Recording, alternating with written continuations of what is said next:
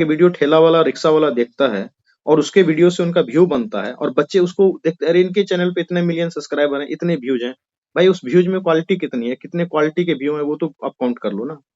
ठेला वाला देख रहा है, रिक्शा वाला देख रहा है, लाली लिपस्टिक लगा के मैडम को लाते हैं, रील बनवाते हैं, चलेगा ही चलेगा। वो एजुकेशनल चैनल बना है या मनोरंजन का चैनल है? और आज के एजुकेशन के नाम पे इंफोटेनमेंट और एडुटेनमेंट एक नया टर्म है, जान लीजिए। सब लोग क्या करेंगे, राम मंदिर आ गया है तो राम मंदिर पे सब वीडियो बनाना स्टार्ट कर चुके हैं। वो बजट आ गया है, सब कोई लोग, हर इंस्टीट्यूट का हर व्यक्ति, हर फाउंडर आज देखिए जाके बैठा हुआ है यूट्यूब पे वीडियो बनाया बजट का। मैं पढ़ाता हूँ तो मुझे पता है ना, मैं देखते रहता हूँ। एक बात जान लीजिए कि अगर मेरा मूल काम पढ़ाना है, मैं मूल काम पढ़ाने से हट जाऊं और यूट्यूब पे जाके वीडियो बनाने स्टार्ट करूंगा ना, मेरा भी एजुकेशनल ये रिसोर्सेज बहुत बड़ा हो जाएगा। इससे आपका सिर्फ और नुकसान होगा और कुछ नहीं होने वाला है। क्योंकि वो लोग लुभावन बात बोलने मुझे भी आती है, बहुत अच्छे तरीके से आती है। मैं ठीक ठाक बकता रहा हूँ अपने कॉलेज के दिनों से भी, बहुत बोलते रहता हूँ स्टेज पे वगैरह, बहुत चीजें हैं। उससे कोई फायदा नहीं होने वाला, आपको कोई फायदा नहीं होने वाला है। क्योंकि जो डायरेक्टर है उनका काम क्या है, अच्छे अच्छे टीचर को आपके सामने लाए, खुद भी अगर पढ़ाते हो तो अच्छे से पढ़ाएं। वो क्या है, ये डेली फर्जी बातें। बजट आया तो बजट में आप पहले एनालिसिस करेंगे, पूरे बजट को पढ़ेंगे, उसके बाद उस पर वीडियो बनाएंगे। कि मुंह उठाए वीडियो बनाना स्टार्ट कर दी, उस वीडियो में बोले कितने क्वालिटी के बाद कुछ तो पता है नहीं। जाके देख लीजिए, 5-7 वीडियो देखिए, उसके बाद हम पढ़ाएंगे, देख लीजिएगा वीडियो, पता चल जाएगा क्या अंतर है। तो वही चीजें हैं कि टाइम लगेगा ना उसमें, इसलिए आप लोग पढ़ें उसको, उसमें कोई शक नहीं है। दूसरी बात, जिनको रोल नंबर नहीं मिला है, हाँ तुम्हारा डाउट है भारती, मैं लूंगा, अभी तुम्हारा डाउट लूंगा, मैं कहीं नहीं जा रहा हूँ। जिन लोगों को रोल नंबर नहीं मिला है, बहुत लोगों ने मैसेज किया है, मैसेज कर लीजिए। जिनका क्या कहते हैं, उसके बाद फिर आप लोग अपने कॉपी में रोल नंबर वगैरह लिख दिया करेंगे, ताकि उससे पता चलेगा कि आप कितने आते हैं। और दूसरा चीज है कि मैं क्लास में अटेंडेंस का व्यवस्था करवाने के लिए जा रहा हूँ, कि कितने लोग आते हैं वो रोल नंबर से ही होगा। जैसे होता है ना 9th क्लास 10th क्लास में, प्रेजेंट सर, प्रेजेंट सर। 9 बजे स्टार्ट करूंगा, 9 बज के 5 मिनट तक अटेंडेंस, उसके बाद एंट्री बंद। तो कुछ तो पंचुअलिटी होना चाहिए। संजय जी जब आए थे अभी शुरुआत में, वो खाना खा रहे थे, फिर भी उन्होंने टाइम पे ज्वाइन कर लिया था सेशन को। और ऐसा एक दिन जी, नहीं है। खाना खाते खाते बात भी कर रहा था, आपका कॉल आया तो मैं बोला सर लिंक। हाँ, तो ये आप, क्योंकि एक स्टाफ ने, मतलब अपना कलीग ने कॉल किया था। जी जी, तो मैं ये क्लास करवाते करवाते मैंने भी अपना डिनर कर लिया है। आप, मैं बोल भी रहा था, खा भी रहा था।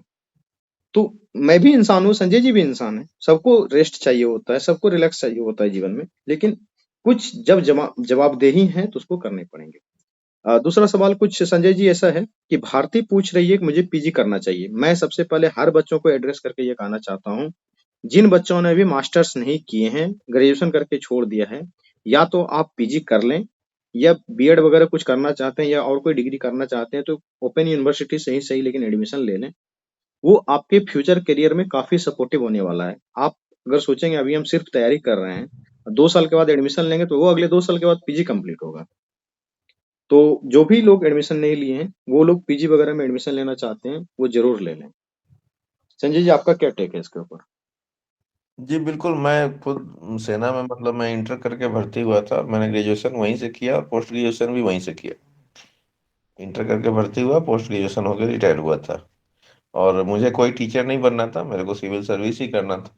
लेकिन फिर भी मैंने पीजी कर रखा था। कहीं पता नहीं मैं बैंक में जाऊंगा नहीं जाऊंगा, मुझे नहीं पता था, क्योंकि किस लेवल का कंपटीशन है और मैं वहाँ किस लेवल पे हूँ वो मुझे आइडिया नहीं है।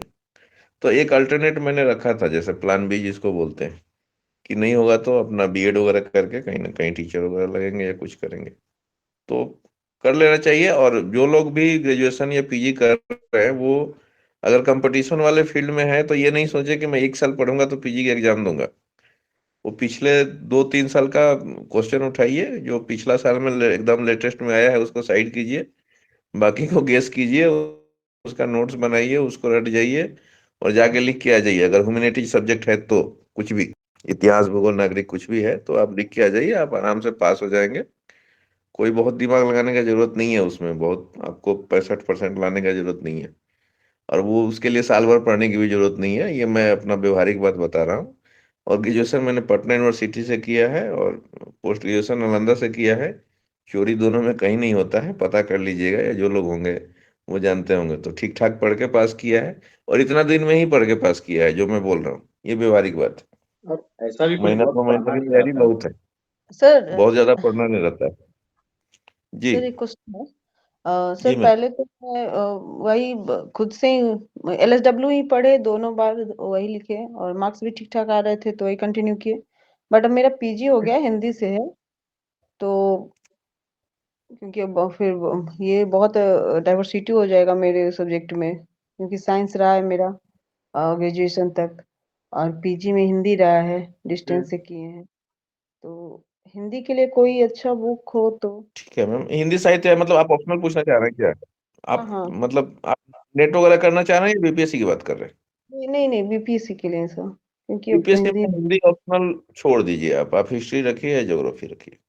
और कुछ पढ़ने का जरूरत नहीं है, अगर मेरे ऊपर आप विश्वास कर रहे हैं तो कुछ पढ़ने का जरूरत नहीं है। आप जो पढ़ रहे हैं अपना सिलेबस में वो पढ़ के जाइए, आप आराम से 60 नंबर ले आएंगे जो हम्म, मेंस का पेपर हो रहा है। जो हिंदी मैं साहित्य फिर। इसलिए नहीं रखिए क्योंकि मैं 68वीं में हिंदी साहित्य रखा था। मेरा हाँ 54 नंबर है, स्कोर कार्ड आ गया है अभी। 54 नंबर है हिंदी साहित्य में, लेकिन मुझे डर था कि पता नहीं 40 आएगा कि नहीं आएगा।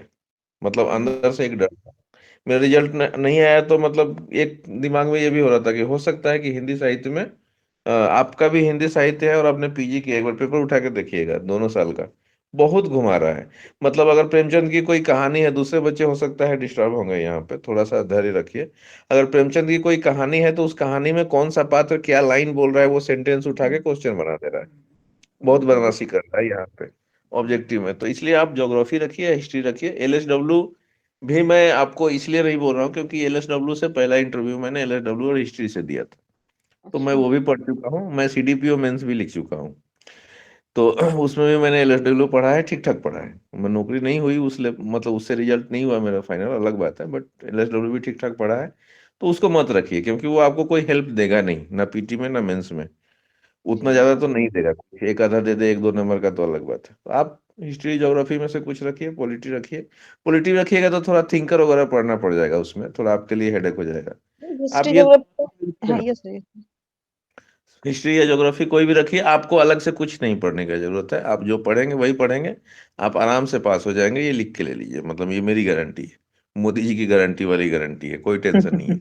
अब दोनों पेपर उठा के देखिए ना, पिछला 68 वाला और 69th वाला, हिस्ट्री और ज्योग्राफी, सिर्फ दो सब्जेक्ट का। और बाकी लोग भी जो ऑप्शनल के लिए अगर सोच रहे हैं और उनका अलग से कुछ अपना स्पेशल नहीं है, तो ये दोनों पे फोकस कर सकते हैं, काम हो जाएगा आपका। उसके लिए अलग से तैयारी करने की जरूरत नहीं है। जी। Sir thank you. हाँ सर ये भारती, बोलना, जी जी, इंटरव्यू। भारती तुम्हारा क्या क्वेश्चन है, पूछ लो।